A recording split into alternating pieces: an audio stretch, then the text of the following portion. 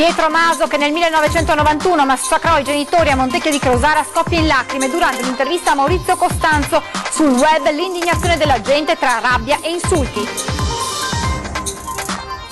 Un ordigno è esploso la notte scorsa davanti all'abitazione di un noto imprenditore vitivinicolo a Monfumo, divelto il portoncino blindato, indagano i carabinieri. Mamma investita la settimana scorsa a Pieve di Soligo, ai nostri microfoni il racconto di Drusiana, l'anziana che abbagliata dal sole e non si è accorta di Antonella, rivivo ogni giorno quei momenti. Bimbo di 10 anni picchiato dai bulli nel bagno della scuola, il racconto del padre, mio figlio è terrorizzato, intanto l'istituto non avrebbe preso alcun provvedimento nei confronti dei responsabili. Referendum in Catalogna, acque agitate nella maggioranza veneta dopo le dichiarazioni dell'assessore Elena Dorazzan sulla repressione spagnola durante il voto di domenica. Banche Venete, chiesto il rinvio a giudizio per l'ex presidente della Popolare di Vicenza Gianni Zonin. Intanto domani 2000 risparmiatori veneti a Roma per manifestare davanti a Montecitorio. Grande festa oggi a Pieve di Soligo per nonna Maria, che ha spento 107 candeline. A festeggiarla figli, nipoti, pronipoti e il sindaco Soldan, che dice regala un sorriso per ogni fiore ricevuto.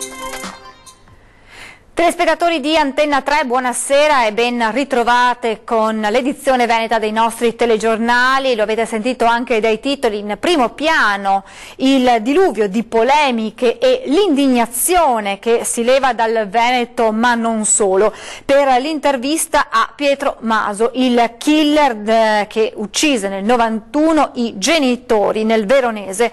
Un faccia a faccia con Maurizio Costanzo in onda nei prossimi giorni, che però ha fatto gridare allo scandalo. Perché? Oggi magari l'opportunità di dirlo. A chi interessa l'intervista a un assassino? E poi ancora Canale 5 dovrebbe chiedere scusa ai parenti, oppure che schifo dare visibilità a un essere del genere. E questo è il tenore dei commenti sui social dal momento in cui Maurizio Costanzo ha diffuso la notizia dell'intervista shock a Pietro Maso. Sono Pietro Maso, ho scelto di parlare dopo 26 anni, racconterò tutta la mia vita fino ad oggi. Mi sono già pentito di quello che ho fatto e cerco di ricostruire una vita, dice in un passo dell'intervista che verrà trasmessa nei prossimi giorni in seconda serata. Il veronese, condannato a 30 anni per l'omicidio dei genitori a Montecchio di Crosara nel 1991. Ne ha scontati 22 ed è tornato libero nel 2013. Penso che i miei genitori mi accompagneranno a essere veramente la persona di oggi, una persona nuova. E così torna a far discutere di sé l'ex Rampollo, che già nel 2016 ammise di non aver ucciso i genitori insieme a 2 amici per i soldi. Tanto li avrei ereditati comunque, disse, dopo aver scritto a Papa Francesco, che gli telefonò nel giro di qualche giorno. Dovrebbe stare in galera, ancora oggi continua a perseguitare la sorella, scrive qualcun altro su Facebook, indignato per la scelta di Costanzo e facendo riferimento all'indagine nei confronti di Maso per la tentata estorsione di denaro nei confronti della parente. Sono qua senza corazze, senza maschera. Io sono qua per dire quello che penso. Quanto ci ha pensato a loro, chiede Costanzo. Tutti i giorni, risponde lui, che però ammette di non riuscire mai a piangere. Ed ora l'inquietante episodio che si è verificato nella notte a Monfumo, siamo in provincia di Treviso. Un ordigno esplosivo è stato fatto scoppiare davanti alla porta dell'abitazione dell'imprenditore vitivinicolo Simone Rec, titolare della tenuta Amadio. Lui stesso, intervistato da Lucio Zanato, non sa dare una spiegazione a quanto accaduto. E siamo sul malgrado con il protagonista di questa vicenda, Simone Rec. Intanto grazie per aver accettato l'intervista. Che cosa è successo ieri sera? Semplicemente attorno a mezzanotte e un quarto abbiamo sentito, diciamo, un rumore provenire dall'esterno dell'abitazione, per cui mi sono affacciato ed ho visto che c'era del fumo che avvolgeva la porta d'ingresso, la quale era stata, diciamo, danneggiata pur non essendo caduta dal suo sedime, quindi se anche fosse stato un tentativo di furto non era stato sufficiente per poter abbattere la porta e per poter entrare dentro l'abitazione. Ecco, secondo lei un tentativo di furto o un gesto intimidatorio? Guardi, questo non lo saprei, anche perché personalmente è vero che io ho a che fare con diverse persone e su diversi frangenti, diciamo grazie alla mia attività di imprenditore vitivinicolo. Non so se possa essere magari, se posso dar fastidio a qualcuno grazie alla mia attività imprenditoriale o se sia semplicemente un tentativo di furto, questo non glielo so dire. C'è stato un rumore oppure una deflagrazione? Ma io ho sentito un rumore più che una deflagrazione, dopodiché appunto noi stavamo già dormendo, io e mia moglie, per cui non so identificare esattamente il livello dello scoppio, ecco. Se adesso si sente sicuro? Sì, mi sentivo sicuro prima, mi sento sicuro adesso, d'altronde come fumo si vive sempre in pace e tranquilli e andiamo anche tutti d'accordo qui all'interno del comune. I carabinieri però stanno svolgendo delle indagini. Sì, i carabinieri come atto dovuto stanno svolgendo delle indagini, noi li abbiamo chiamati ieri sera per informarli sull'accaduto, dopodiché loro faranno le loro ricerche del caso. E con questo è tutto, restituisco la linea allo studio. In coma da una settimana con un'intera comunità, quella di Pieve di Soligo, che prega per lei. È la mamma travolta sulle strisce da un'auto investita per mettere in salvo i suoi 2 figli. Oggi siamo andati a trovare l'anziana che, accecata dal sole, non ha visto la donna investendola. Drusiana, questo è il nome dell'anziana, è ancora sotto shock. Sentite le sue parole. Sono veramente dispiaciuta, sono credente e sto pregando per la Signora e per i bambini. L'87enne Drusiana Boattini è ancora sotto shock. Il senso di colpa è grande per aver investito in pieno centro a Pieve di Soligo, sulle strisce pedonali, Antonella, la mamma 46enne che agendo distinto è riuscita a spingere via i suoi 2 figli mentre l'auto guidata dall'anziana stava sopraggiungendo. Antonella ha salvato la vita ai figli, ma il gesto d'amore non le ha risparmiato di venire travolta. L'anziana, ancora provata dal dramma di cui è stata involontaria responsabile, rivede di continuo quella terribile scena. Il pensiero è sempre lì. A me mi dispiace moltissimo perché appunto io non ho visto niente. Sono stata abbagliata dal sole. E non ho visto niente. Antonella lotta tra la vita e la morte al Cafoncello. Per ora le sue condizioni sono stazionarie, ma restano molto serie. I 2 figli di 9 e 11 anni nel frattempo sono accuditi amorevolmente dai nonni e dal padre distrutto dal dolore. Tutta la comunità di Pieve di Soligo ha deciso di riunirsi per 9 giorni di preghiera nel Duomo, insieme al parroco Monsignor Giuseppe Nadal. Si prega perché Antonella possa tornare a casa dai propri cari. E a pregare per la giovane mamma è anche Drusiana, che spera un giorno di poterla andare a trovare. Dunque lei andrà a trovare la signora? Sì, quando tornerà a casa che potrò parlare con lei, appunto. L'importante è che adesso torni qua. Ed ora nel veneziano, con quella brutta storia di un bimbo di 10 anni che sarebbe stato picchiato a scuola da un gruppo di bulli. Parla il papà: mio figlio è terrorizzato, ha paura, ma nel frattempo l'istituto non avrebbe preso alcun tipo di provvedimento nei confronti dei responsabili. Allora ascoltiamo l'intervista del papà del bimbo picchiato. Parla il papà del bimbo straniero picchiato dai bulli nel bagno di una scuola media del Mirenese. Il ragazzino, 12 anni compiuti a maggio scorso, è ancora a casa in convalescenza per i traumi subiti, come certificato dai referti ospedalieri di Dolo del 28 e 29 settembre scorsi, giorno delle dimissioni. Adesso ancora a casa, anche poco la male, Totole dico vuole 10 giorni, vuole vai da ospedale ancora, fai controllario. Il 10 d'ottobre il prossimo controllo in pediatria, sempre a Dolo, per il trauma cranico subito, ma che il ragazzino, terrorizzato e spaventato, continua a negare. Ha paura, riferisce il papà. Quello dico paura, no, solo non dico paura. A scuola invece tutti, tra gli studenti italiani e stranieri, sanno cosa è successo. Già venerdì, il giorno dopo l'aggressione, tra i corridoi non si parlava d'altro, racconta sempre il papà. Da scuola quello bambino cinese, anche bambino italiano, con una più grande fai pugna dentro da bagno. I bulli, tutti italiani di terza media, sarebbero gli stessi che terrebbero in ostaggio pure alcuni professori, insultandoli con minacce e frasi ingiuriose durante le lezioni. Venerdì 29 settembre, il giorno dopo l'aggressione, avrebbero pure irrigato le auto dei docenti. Non si esclude come atto intimidatorio perché non parlassero.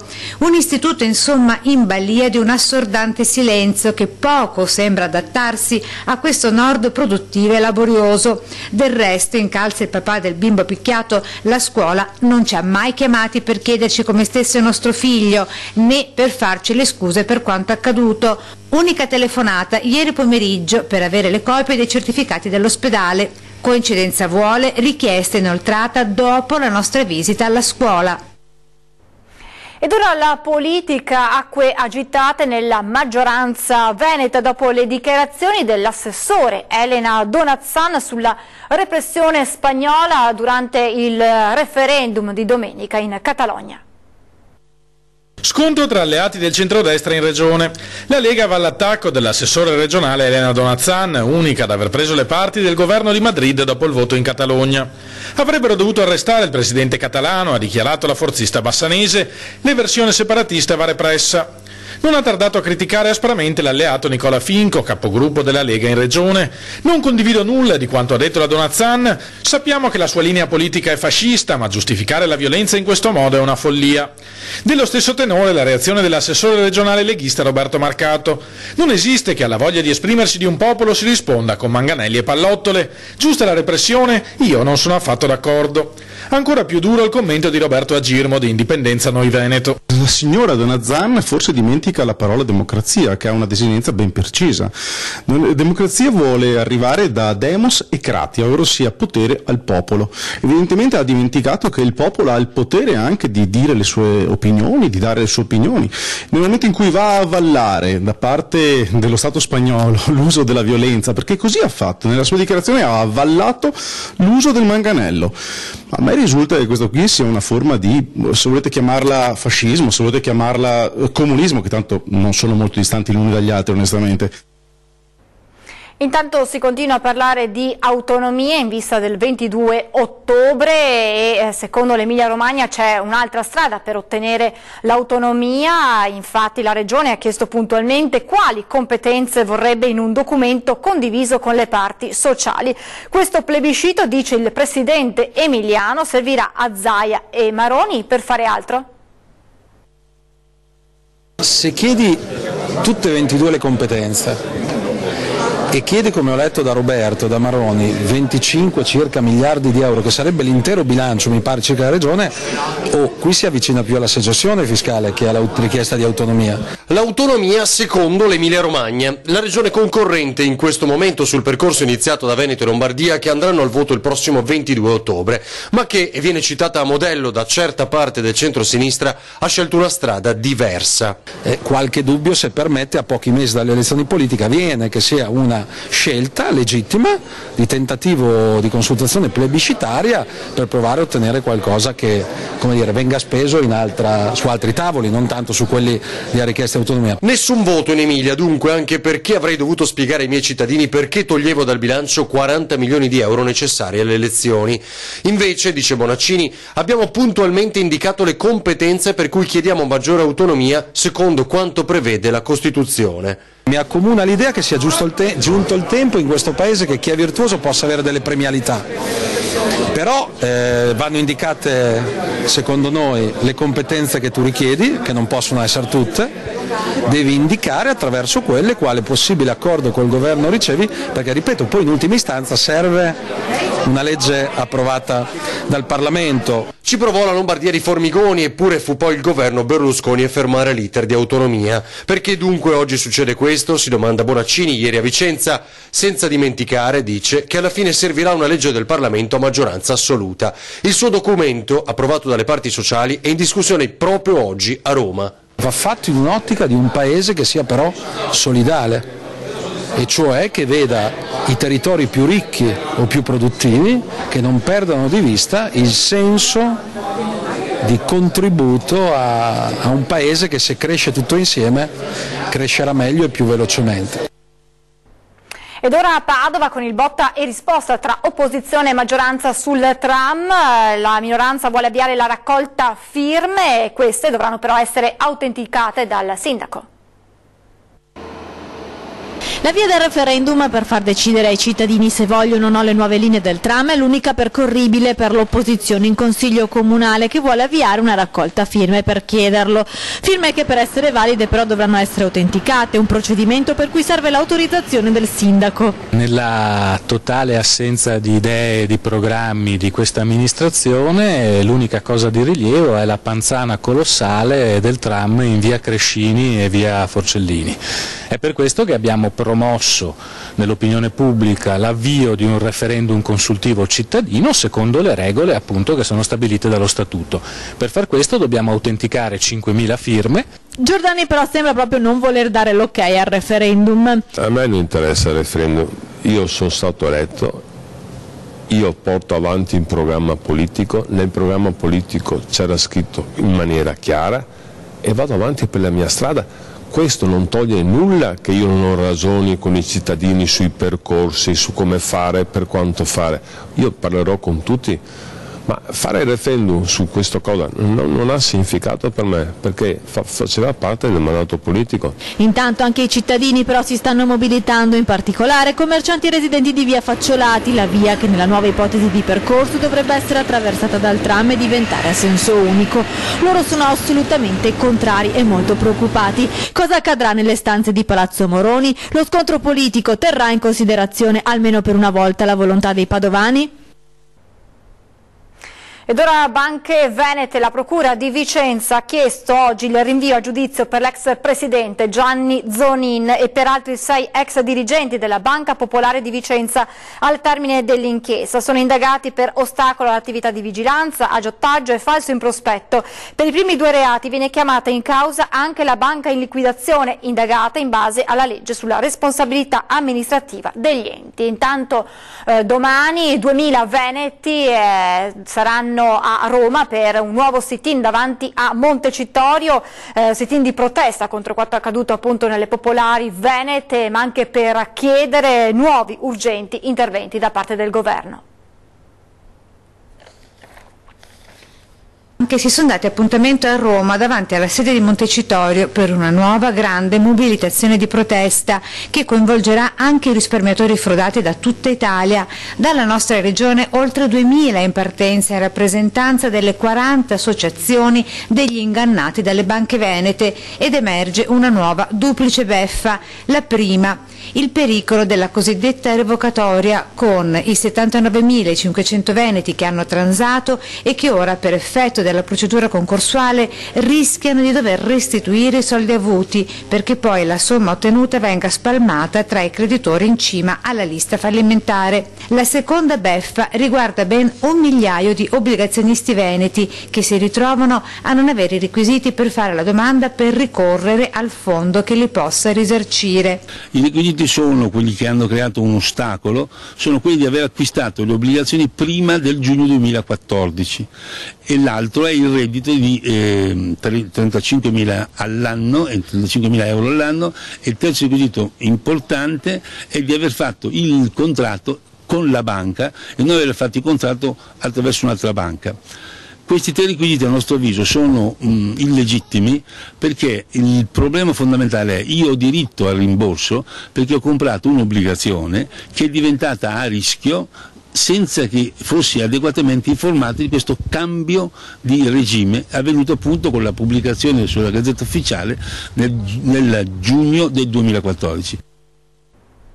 È il momento di fermarci per qualche minuto di pubblicità, restate con noi, a tra poco.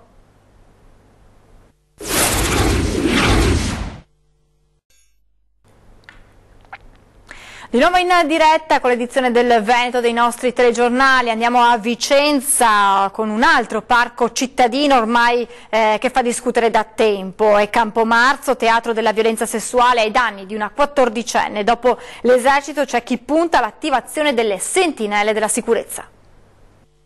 Quanto accaduto a Campomarzo è l'ennesima vergogna, l'ennesima violenza, questa volta purtroppo ai danni di una ragazzina di 14 anni per mano di un profugo. Sdegno e preoccupazione c'è chi pensa già di muoversi concretamente a Campomarzo, altro che l'esercito. Con i 12 militari operativi da sabato scorso, Vicenza e Vicentini in un comunicato annuncia il ritorno delle ronde delle sentinelle per la sicurezza. Un senso di impotenza e rabbia dopo la notizia della violenza sessuale ai danni della ragazzina americana, vittima del 30enne pakistano profugo di cui si conosce solo il nome, Sarfraz. Teatro ancora una volta Campomarzo, e intanto il leghista Celebron lancia un appello al sindaco Variati. Chiediamo al sindaco di prendere posizione contro l'ennesima violenza e siamo, diciamo così, sconcertati dal silenzio della sinistra che governa la città e soprattutto dal silenzio delle donne di sinistra che ogni altro giorno richiamano all'emancipazione e alla giusta libertà femminile, che però in questo caso non hanno speso una sola parola per una ragazzina di 14 anni molestata. E Celebron non si trattiene dal sottolineare quello che lui stesso definisce un autentico paradosso all'italiana. Questa amministrazione sta investendo milioni di euro di soldi pubblici per realizzare un parco, il Parco della Pace, e però non riescono a garantire la sicurezza nei parchi cittadini che sono già esistenti e che già funzionano. Da 6 anni era svanita nel nulla. Una badante bulgara è stata finalmente rintracciata e ora dovrà scontare 3 anni di carcere per tentata estorsione e rapina. Tentata estorsione, rapina e lesioni. Con queste accuse una badante bulgara di 61 anni è stata arrestata dai carabinieri. Dovrà scontare 3 anni e 4 mesi di carcere. La donna è stata bloccata a Milano, dove lavora presso una famiglia all'oscuro del suo passato. I fatti però risalgono al febbraio del 2011, quando ad Abano Terme, insieme ai 2 complici, ha aggredito un uomo che abitava in una roulotte per non occuparne il mezzo, minacciandolo di dargli il fuoco. L'hanno malmenato con calci e pugni, poi sono scappati portando via tutto. La donna era stata identificata nel 2016 e condannata, ma era scomparsa da Padova. Si fingevano suore per truffare altre suore. Sgominata una banda a Roma che aveva agito anche nel Vicentino. Sgominata a Roma banda di finte suore che avrebbero truffato anche 2 istituti vicentini. Il gruppo, quasi tutto al femminile, si spacciava per consorelle in cerca di fondi per una missione in Africa, dove avrebbero dovuto curare delle persone gravemente malate. Chiedevano di far partire una raccolta fondi e successivamente venivano intascate le somme racimolate. A Vicenza erano stati raccolti 40.000 euro, fortunatamente recuperati e sequestrati. Il risultato dell'indagine è di 2 arresti e 5 denunce. Vi ricordo la nostra rubrica, lo dico ad antenna, per segnalarci problemi di servizi, cose che non funzionano là dove vivete. Potete farlo inviando un sms o WhatsApp al 351 1755 340, una mail a redazione@antenna3.it o ancora lasciando un messaggio in segreteria telefonica, il numero 0422 02 30 898. Nella vostra segnalazione descriveteci sinteticamente quello che è il problema e lasciate un vostro recapito telefonico. Ed ora andiamo a Pieve di Soligo, in provincia di Treviso, dove oggi si è festeggiato un compleanno davvero speciale, il traguardo dei 107 anni di nonna Maria Beltrame. Nonna Maria Beltrame è nata nel lontano 1910 ed oggi ha festeggiato ben 107 primavere. La nonna più longeva di Pieve di Soligo è tra i più anziani del Veneto. Questa mattina ha ricevuto anche gli auguri del sindaco Stefano Soldani. Grazie, grazie. La signora Maria è probabilmente tra le più anziane del Veneto. Sì, sicuramente lo è, non ci sono molti centenari che arrivano a 107 anni, soprattutto in forma come la signora Maria. Nonna Maria ha avuto 4 figli, oggi è circondata dall'affetto di 6 nipoti e numerosi pronipoti. Nella sua vita ha lavorato come balia, ma ha fatto anche la barista e per anni ha seguito un negozio di alimentari. Vive con la figlia Emma, che con il marito la accudisce amorevolmente. L'anziana signora non ci sente proprio bene, ma ha un'ottima vista e la sua memoria è ancora lucida. Nonostante siano passati tanti anni, ricorda ancora come ha costruito la casa dove tuttora abita. La casa qua ho fatta, sono andata con una bestia, una vacca, con una vacca a prenderla, i sassi, ha fatto la calce, questa è il calce del Piave. Poi la memoria torna quando ha prestato servizio come bali a Milano, con il rimorso di aver dovuto lasciare il suo piccolo appena nato.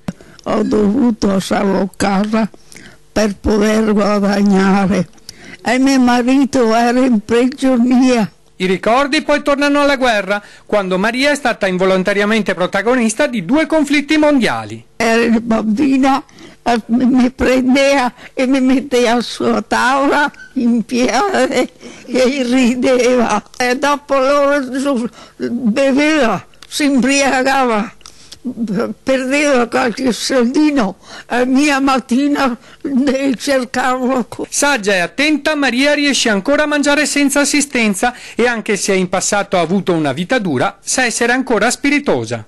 Signora, tanti auguri! Oggi ha compiuto 107 anni, tanti auguri! Grazie, grazie. Tanti auguri anche da parte nostra. È tutto dal Veneto, vi lascio le previsioni meteo. Grazie per averci seguito, buona serata a tutti.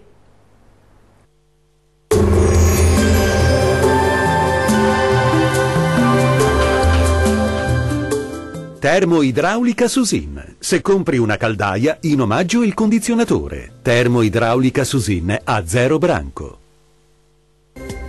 Migliora un po' ovunque sulle nostre regioni dove torna a prevalere il sole. Vediamo il dettaglio. Sul Veneto diffusa parziale nuvolosità, soprattutto sui settori alpini e sulle alte pianure, ma con schiarite e soleggiate prevalenti. Sole altrove, salvo qualche nube alta, ma del tutto innocua. Diamo uno sguardo alle temperature, le massime saranno comprese tra i 19 e i 23 gradi, valori minimi tra 11 e 14 gradi circa.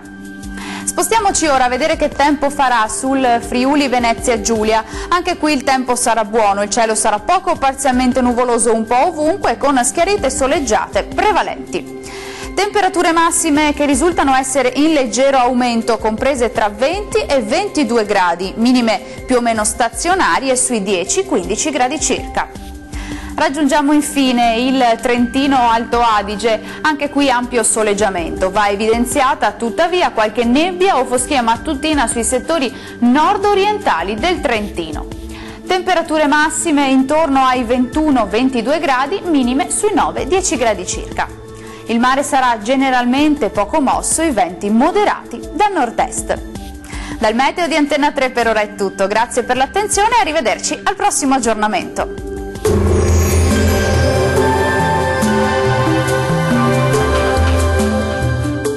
Termoidraulica Susin. Se compri una caldaia, in omaggio il condizionatore. Termoidraulica Susin a 0 branco.